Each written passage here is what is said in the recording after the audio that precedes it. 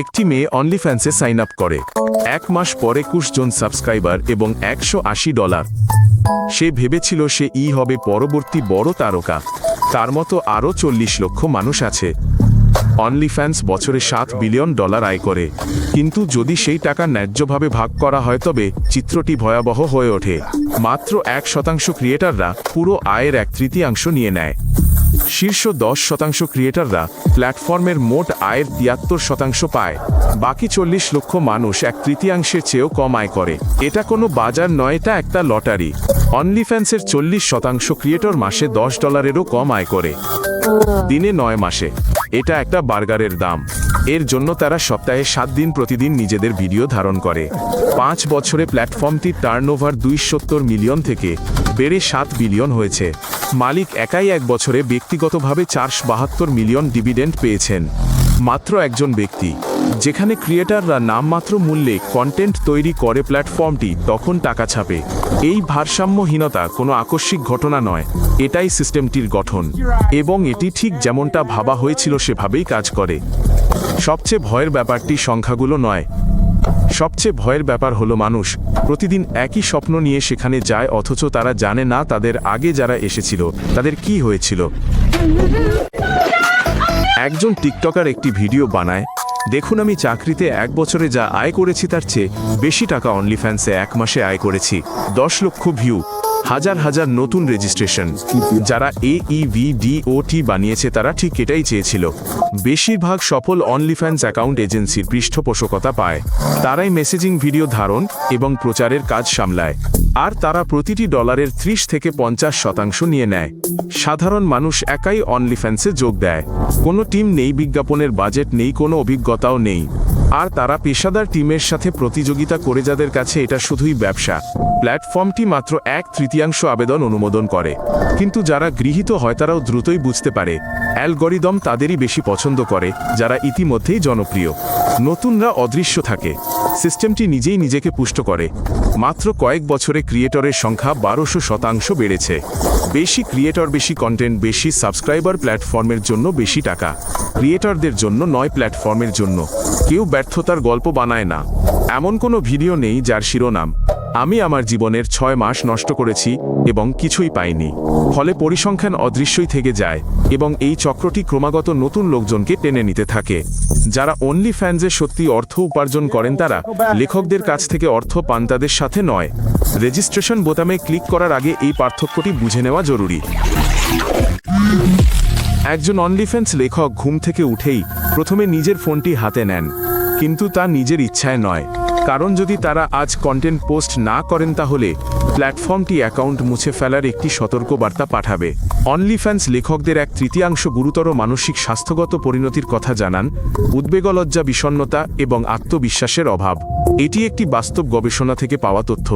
প্রতি 3 জনের মধ্যে একজন এই সমস্যায় ভোগেন। 30% লেখক তাদের উদ্বেগের প্রধান কারণ হিসেবে প্ল্যাটফর্ম থেকে আসা ইমেলকে উল্লেখ করেন। আপনি যদি কন্টেন্ট প্রকাশ না করেন, আমরা আপনাকে মুছে দেব। এটি কন্টেন্টের গুণমান নিয়ে নয়, এটি ট্রাফিকের জন্য চাপ সৃষ্টি করা। একজন সাধারণ লেখক সপ্তাহে 7 দিন দিনে 2 থেকে 3 বার কন্টেন্ট পোস্ট করেন। এদিকে তাদের দর্শকেরা প্রতি মাসে 15% হারে আনসাবস্ক্রাইব করে। এটি এমন এক অবিরাম চক্র যা কখনো থামে না। লেখকরা একই অভিজ্ঞতার কথা বলেন। আপনি নিজের শরীরকে একটি পণ্য হিসেবে দেখতে শুরু করেন। এটি সম্পর্ক, আত্ম উপলব্ধি এবং অন্তরঙ্গ হওয়ার ক্ষমতাকে বদলে দেয়, এবং অ্যাকাউন্ট মুছে ফেলার পরেও এই প্রভাব দূর হয় না। মনোবিজ্ঞানীরা অনলিফ্যান্স লেখকদের মধ্যে একটি সাধারণ চিত্র তুলে ধরেছেন। প্রথম টাকা পাওয়ার পর চরম উচ্ছ্বাসতার পর ক্লান্তি এবং সবশেষে আটকা পড়ার অনুভূতি। মানসিক স্বাস্থ্যের ওপর কোনো রকম প্রভাব ছাড়া সবাই এই অবস্থা থেকে বেরিয়ে আসতে পারে না। গ্রাহকদেরও এর মূল্য দিতে হয়। এই প্ল্যাটফর্মটি আসক্তি তৈরি করে। ব্যক্তিগতকৃত কন্টেন্ট, অন্তরঙ্গতার বিভ্রম এবং সার্বক্ষণিক সহজলভ্যতা। মানুষ এমন সব মানুষের পেছনে টাকা খরচ করতে শুরু করে যাদের তারা চেনে না এবং যাদের কাছে তাদের টাকা নেই। লেখিকা তার অনলিফ্যান্স অ্যাকাউন্টটি ডিলিট করে দেন। স্বস্তি, এক নতুন জীবন। আর 1 বছর পরও তিনি তার নিয়োগকর্তার কাছ থেকে একটি বার্তা পান: আমরা আপনার কন্টেন্ট সর্বজনীনভাবে উপলব্ধ অবস্থায় পেয়েছি। একটি অ্যাকাউন্ট ডিলিট করার মানে এই নয় যে কন্টেন্টও ডিলিট হয়ে যাচ্ছে। প্রতি বছর অনলিফ্যান্স থেকে লক্ষ লক্ষ ভিডিও তৃতীয় পক্ষের সাইটগুলিতে ফাঁস হয়ে যায়। সেগুলো সরানো প্রায় অসম্ভব। আপনি প্রতিক্রিয়া দেখানোর আগেই সেগুলো মিরর সাইটগুলিতে দ্রুত ছড়িয়ে পড়ে। যখন কাছের কেউ তাদের কন্টেন্টের সন্ধান পায়, তখন মানুষ চাকরি, পরিবার এবং বন্ধু হারায়। এটা 1 বছর, 3 বছর, 10 বছর পরেও ঘটতে পারে। একটি মাত্র ফ্রেম একটি জীবনকে পুরোপুরি বদলে দিতে পারে। অনেক লেখিকা বেনামে মুখ ছাড়াই ভিডিও শুট করেন, কিন্তু একটি কণ্ঠস্বর, একটি ট্যাটু, জানালা থেকে দেখা একটি দৃশ্য, পটভূমিতে থাকা একটি এলোমেলো বস্তু, যে কোনো খুঁটিনাটি বিষয়ই একটি সূত্র হয়ে উঠতে পারে।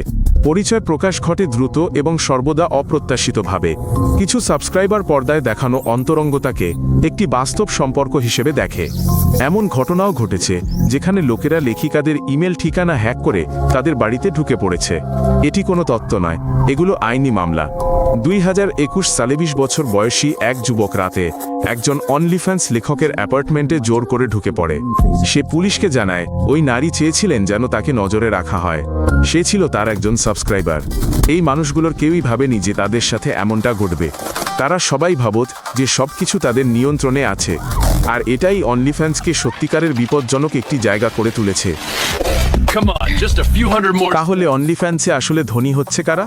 যারা ভিডিও তৈরি করে তারা নয়, যারা সাবস্ক্রিপশনের জন্য টাকা দেয় তারাও নয়। টাকাটা যায় তাদের কাছে যারা এই সিস্টেমটি তৈরি করেছে এবং যারা এটি পরিচালনা করতে শিখেছে। প্ল্যাটফর্মটি প্রতিটি লেনদেনের 20% নিয়ে নেয়। লক্ষ লক্ষ ক্রিয়েটর, শত শত কোটি টাকার লেনদেন। মালিক একটিও ভিডিও না বানিয়ে প্রতিদিন $10 লক্ষ বেশি আয় করেন। এজেন্সিগুলো ক্রিয়েটরদের আয়ের প্রায় অর্ধেক নিয়ে নেয়। তারা একজনকে ততক্ষণ প্রচার করে যতক্ষণ সে টাকা এনে দেয়, তারপর তারা পরের জনকে নিয়ে নেয়। এটা একটা চলমান বেল্টের মতো, এবং ক্রিয়েটাররা হলো ব্যবহারযোগ্য। সাধারণ মানুষ স্বাধীনতা এবং টাকার জন্য এতে যোগ দেয়। তারা ক্লান্ত হয়ে বেরিয়ে আসে এমন কন্টেন্ট নিয়ে যা মোছা যায় না, এবং এমন পরিমাণ অর্থ নিয়ে যা ব্যয় করার সময়েরও যোগ্য নয়। প্ল্যাটফর্মটি 9 বছর ধরে চালু আছে। এর লেনদেন শত শত কোটি টাকার। মালিক একজন শতকোটিপতি। একজন সাধারণ ক্রিয়েটর মাসে $180 আয় করে। এটা কোনো ত্রুটি নয়, এটাই এর পণ্য। সিস্টেমটি আপনাকে বিশ্বাস করানোর জন্য ডিজাইন করা হয়েছে, যদি অন্যরা সফল হয় তাহলে আমিও পারবো। এই চিন্তাই এটিকে অফুরন্ত করে তোলে। এই জিনিসটাই এটিকে 9 বছর ধরে টিকিয়ে রেখেছে। প্রতিদিন হাজার হাজার নতুন মানুষ একই স্বপ্ন নিয়ে রেজিস্ট্রেশন বাটনে ক্লিক করেন। বেশিরভাগ মানুষই এই পরিসংখ্যানটি জানেন না। এখন আপনি জেনে নিন। চ্যানেলটি সাবস্ক্রাইব করুন এবং অন্যান্য পর্বগুলো দেখুন, এটা জরুরি।